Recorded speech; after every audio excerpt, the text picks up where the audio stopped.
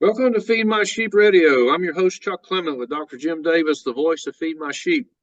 Tonight, continuing the Lenten messages, Dr. Jim will give us an insight, and hopefully you can answer this question. Was Peter speaking for you? Dr. Jim? Thank you, Chuck. One of the historic moments that Lent traditionally deals with is the Lord's Seder Supper.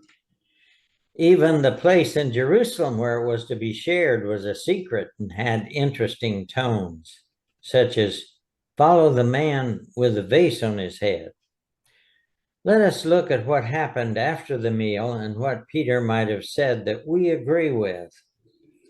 John 13, verses 3 through 11 get us started with the New American Standard Bible, 1995. Quote, "Jesus, knowing that the Father had given all things into his hands and that he had come forth from God and was going back to God, got up from supper and laid aside his garments, and taking a towel, he girded himself. Then he poured water into the basin and began to wash the disciples' feet and to wipe them with the towel which he had girded. So he came to Simon Peter. He said to him, 'Lord, do you wash my feet?' Jesus answered and said to him, 'What I do, you do not realize now, but you will understand hereafter.' Peter said to him, 'Never shall you wash my feet.' Jesus answered him, 'If I do not wash you, you have no part with me.'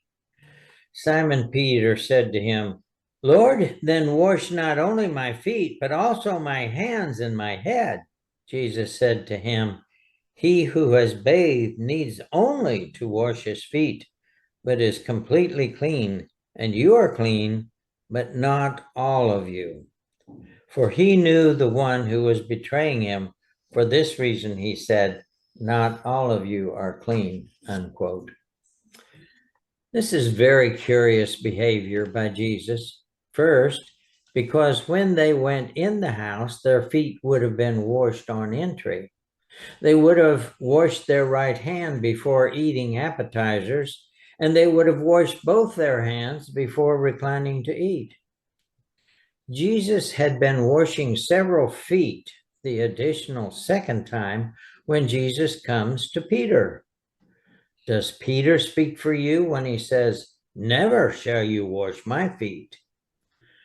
After Jesus explains that the washing of feet is spiritual relationship building, and Peter understands that Peter changes his tune to, quote, "Lord, then wash not only my feet, but also my hands and my head," unquote. Have you allowed Jesus to wash your spiritual feet? According to our gospel writer John, who was at the table, Jesus also washed the feet of Judas. When Jesus announces that there is a betrayer among them, whose feet he had just washed, does Peter speak for you when he speaks up saying in Mark 14:29 through 31 verses, New American Standard Bible, quote, "But Peter said to him, 'Even though all may fall away, yet I will not.' And Jesus said to him, 'Truly I say to you that this very night, before a rooster crows twice, you yourself will deny me 3 times.' But Peter kept insisting, 'Even if I have to die with you, I will not deny you.' And they were all saying the same thing also," unquote. An inventory of sword count among those who had their feet washed by Jesus found 3 swords. After the meal, Jesus led the disciples and others to Gethsemane for the night, and taking Peter, James, and John aside, asked them to pray with him during this time. Peter, James, and John fell asleep. When have you fallen asleep on the job of praying with and for Jesus. After they had fallen asleep the second time, Jesus confronts Peter. Mark 14:37 and 38 tells that story in the New American Standard Bible 1995. Quote, "And he came and found them sleeping and said to Peter, 'Simon, are you asleep? Could you not keep watch for 1 hour? Keep watching and praying that you may not come into temptation. The spirit is willing, but the flesh is weak.'" Unquote. Is your spirit willing while you are sleeping on your spiritual job? How could that be restful sleep? An important tell here is that Jesus calls Peter Simon, suggesting that Peter had reverted to old habits of his person. Having been asleep again, Peter is wide awake and named by John, who had also been sleeping, as the one who cut off Malchus' ear. John 18, verses 10 and 11, New American Standard Bible, 1995, quote, "Simon Peter then, having a sword, drew it and struck the high priest's slave and cut off his right ear, and the slave's name was Malchus. So Jesus said to Peter, 'Put the sword in the sheath. The cup which the Father has given me, shall I not drink it?' Unquote. With the sword put back in its sheath, and we do not know if the other two swords were drawn. Luke reports that Jesus healed Malchus' ear. Imagine the witness all those gathered would be able to share. When have you drawn your sword to ward off the enemies of Jesus? Fast forwarding to the chief priest's residence, Peter's hanging around outside the house. Matthew 26, verses 69 through 75 tell us of this with the New American Standard Bible 1995. Quote, "Now, Peter was sitting outside in the courtyard, and a servant girl came to him and said, 'You too were with Jesus the Galilean.' But he denied it before them all, saying, 'I do not know what you are talking about.' When he'd gone out the gateway, another servant girl saw him and said to those who were there, 'This man was with Jesus of Nazareth.' And again, he denied it with an oath. Quote, 'I do not know the man,' he said. A little later, the bystanders came up and said to Peter, 'Surely you too are one of them, for even the way you talk gives you away.' Then he began to curse and swear, 'I do not know the man.' And immediately a rooster crowed. And Peter remembered the word which Jesus had said, 'Before a rooster crows, you will deny me 3 times.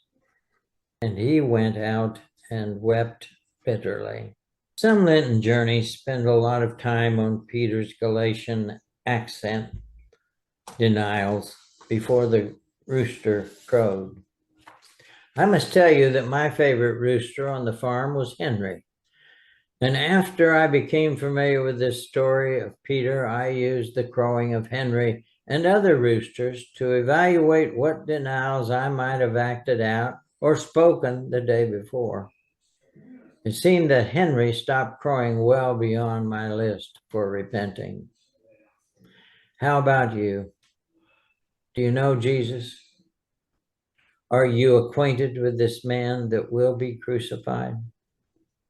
What have you got to say for yourself in 2023? Will your spiritual accent give you away? Your weeping bitterly might not be too bitter because you know Easter is coming, but not yet. Love and joy lurk as hope until Easter's victorious events are celebrated. May love and joy abide in you as you target the end of Lent, because you know the Easter story of truth. Dr. Jim, I want to go back to the top and work my way down through your message. Let's start with the cleansing, the cleaning. Yes. And I made a note here. Are we in the act cleaning up our relationships? I think that's part of what's going on here. Yes. Yes. It's very much in the Lenten mode. Yes, sir. And so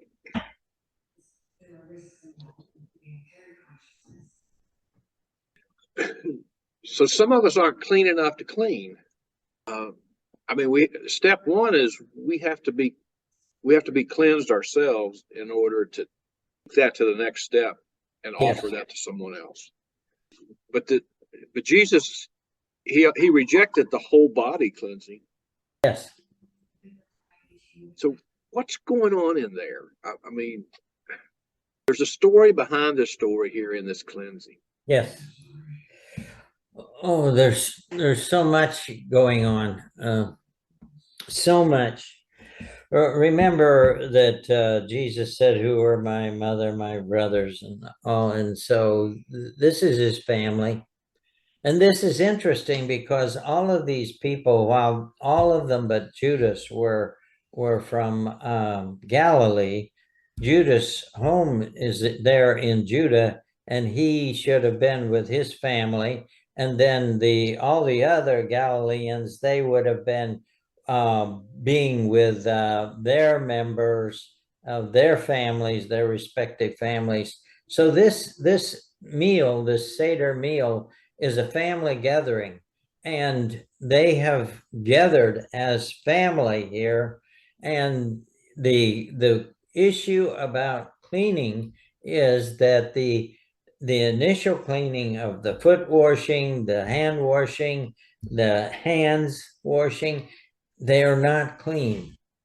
And Jesus offers them the opportunity to be spiritually clean by letting him touch them. And that's what we have. We have the opportunity to be spiritually clean by allowing Jesus to spiritually touch us.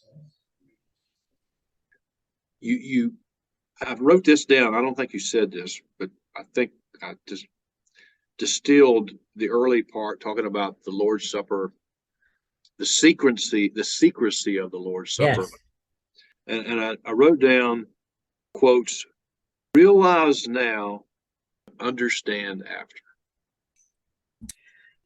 Yes, Jesus knew he was wanted. Remember that they are talking about this before. We don't want to go to Jerusalem, they'll kill us. And then we have the famous statement, well, if you're going to go and die there, we'll just go there and die there with you. And so they knew that they were at risk. And then after the Palm Sunday event, they knew it even in a stronger way, because the children had gone wild, and all of them were semi-connected with the authorities of the priests and the faithful. So they knew that they were at risk. It's interesting that Jesus chose to have this meal in Jerusalem instead of at Bethany, which is just a little bit out of Jerusalem. But that's what he did. And there's so much here, and just in subtle stuff. All the other disciples were letting Jesus wash them. They don't seem to be asking why. It's just that he's taken on this servant role, and they are accepting it. But Peter speaks up and confronts Jesus. What are you doing? What's going on here? Don't want you doing that. My feet are already clean, you know. And Jesus said, unless you let me do this, you're not really clean. But it, not but in that instance, everybody else was going with the flow and really, I'm wondering, did they really get it or did they just go with it? I don't think they got it. And I without don't- Peter, and yeah, without Peter saying, what the heck is going that on is here? exactly right. It was a teaching moment, but there had to be someone in there that said, hey, this is not normal. That's that's right. It was not normal. So in our daily life, I want to extrapolate this real quick. So in our daily life, how many times are we in the flow? Something needs to be said to everybody asleep to wake up. That's right. No, and it can be addressed in a question in a quizzitive way so that everybody knows there's an issue there. When you went into the home, another social thing is that really the lowest servants or slaves were the ones that did the foot washing when they came in and removing the sandals. That was the job for the least person. And for the person who was most valued by the group to take on that role is just amazing. Let's go back. I mean, disciples they're in pretty deep with the legacy of their relationship with Jesus at this time. I mean, this is not just today. And you would have thought, over the course of the time they've been running around with him, they would have figured him out by now. But they haven't. That's right. They haven't. And that's why he spends 40 days with them after the resurrection to explain to them what on earth he had done and why he didn't lead a rebellion that was one of the things that the Messianic hope involved. Yeah, that's right. Back to the realize now and understand that. That's right. That's what he tells Peter. So back in West Virginia, when I was growing up as a preacher's kid, there was and this just popped into my head when you were talking about these guys falling asleep. and you already said how many times you've asked the question, how many times have you fallen asleep in prayer? The word that pops into my head, because my dad used to use it all the time, is, I've said this way early in our podcast, I'm sure, the term backsliding. Yes. It's a country term, That's right. but it means, you've fallen off the wagon, you got to come back here. That's right. That's right. I just remember my dad's 6-week revivals, and everybody listening to this say 6-week revival. I never even go to 1-week revivals. 6 weeks. And he would always note the guys who, they come to the altar rail very repeatedly. He says, but that's okay. Yeah. Those of us who didn't know better, well, that's backslide. You're not supposed to be a backslide. This popped into my head about these guys falling asleep. Yeah. Old habits. Yes. Old habits creeping back in. Yeah. We have this cross event coming at us. I mean, major pieces of the whole biblical culture falling asleep. We're backsliding. Old habits are still in. What does it take? What does it take to get our attention when we're this close to the cross? And you mentioned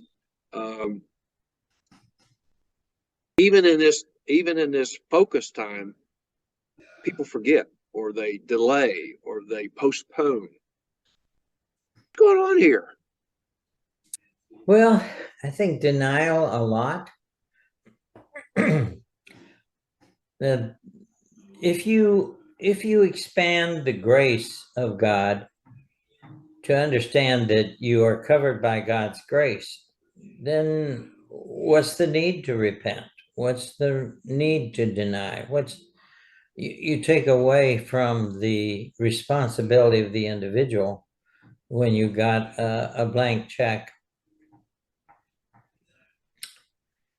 And so that also feeds into the issue about backsliding, but those are clearly issues that Jesus used, and Judas is a good backslider illustration.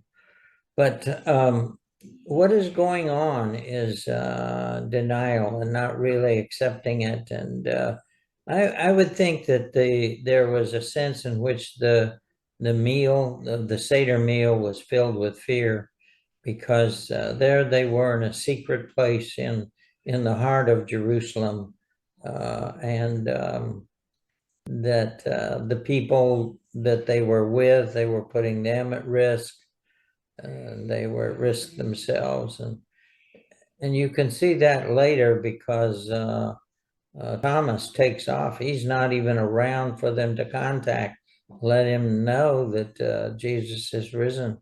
He's not available to them. He's gone, out of pocket.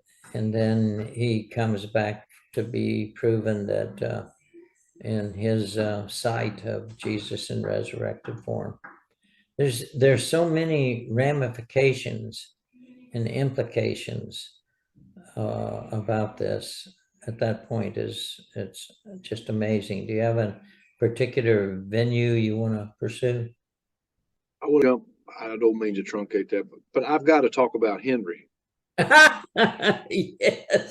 Yes, Henry. I mean, it's connected to that. Yes. When I was a sales manager 30 years ago, I had a guy train me in self-hypnosis. Oh. And the whole deal was getting your mind to be able to, you could train yourself that certain events would trigger a response. So I had a goal, and he says, "What's your goal?" And I told him what my goal was. And he says, "Now I want you to think of something at a level, and I'm going to teach you how to go to that level, that every time that happens, your goal will be triggered." And that's in my head when you talk about it. So I'm asking everybody out there, what is their Rooster Henry? Because we need those triggers, because if we're asleep, if we go to sleep, what's the trigger that snaps us back and say, "Oh my gosh, I'm going to sleep here. I got to get back." Yeah, great. We do have cues and clues that have us in the binding of a habit, and the more that we can build spiritually, the better our flow. There's some psychologists that say you have to do something 22 times. 28 times. Pardon me, I knew you'd know the number. I knew it was 20 something. Obviously, I don't have many good habits, okay, because I haven't repeated it 20. No, that's not true, I'm sure. Not true, I'm sure. So the point here is, aren't conscious about catalysts to wake us up. Yes, if we aren't triggered. Mm-hmm. Yes. We need to be conscious of. We need those triggers. Right. It's because we go to sleep. Yeah. We do. Yeah. So expand a little bit on weeping bitterly. There are just some points in time where we know we have messed up. Right. But you indicate here, yeah, but how sincere is it? Yes. Yes. You see, while we weep bitterly, in the sense, can't believe I did that, we know of the hope of Easter that these folks don't know and experience at that point. So there's a sense in which we do weep like Simon Peter, but we have the hope in that we know the clue of the resurrection, and Peter didn't. So I can imagine that he's weeping much more bitterly than we would weep, because we know of the victory over our sins and death, and that we are eternal critters. It's not a choice between death and heaven. It is a choice between hell and heaven. Here, You're consistent in painting that picture. There's only two paths here. yeah, We can try to create all the paths we want, but there are two paths. that's right. But Peter, see, didn't know those. He would have thought about death or heaven. It's you as you read Peter's epistles, that's very important. What the resurrection did to his understanding is just amazing. The message with truth. Yeah. A piece of truth is being honest with yourself. Yes.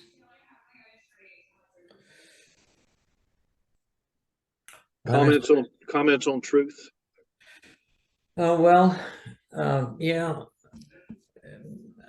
Jesus and Pontius Pilate talk about truth, and Pilate didn't recognize the truth standing in front of him. You see, is foof except for God. God is the source of all that is, and so he's really the only truth barometer that we have. All truth has to be measured against God, who's the creator of every person, who's the creator of all the universes, who's all-knowing, ever-present. There's just so all truth has to be measured against God. And God has tried to make his truth known to people around the world who all are created with a spirit and are trying to be right with him. Our culture, in business, we deal with benchmarks. Performance versus a benchmark that's similar. And the degree you're different is good. To the degree you're bad is you're on the downside. Mm-hmm. The true benchmark, and that's biblical truth. Culturally, we've taken truth and pulled it in so many different directions. People can't see truth. That's right. Or they take a false truth and say that that is truth, which is even more dangerous because it throws everything off. You're half a bubble off and a whole bubble off. Hear this stuff if you don't know what the benchmark is. That's right. You're unsettled. You don't know. You adopt. You adapt. You accept. You can't go through that if you understand the biblical benchmark that truth is based on. That's right. And when you come to a realization of that, there's such harmony and peace that passes understanding in your spirit and soul. When you feel that, you know that you're in a right relationship with God. And in our case, Jesus provides it. Well, Dr. Jim, thank you for your message. And we're getting closer and closer to the truth already, but this is our time of paying attention to the truth and understanding what the benchmark for truth is. And thank you this evening for bringing us back, waking us up,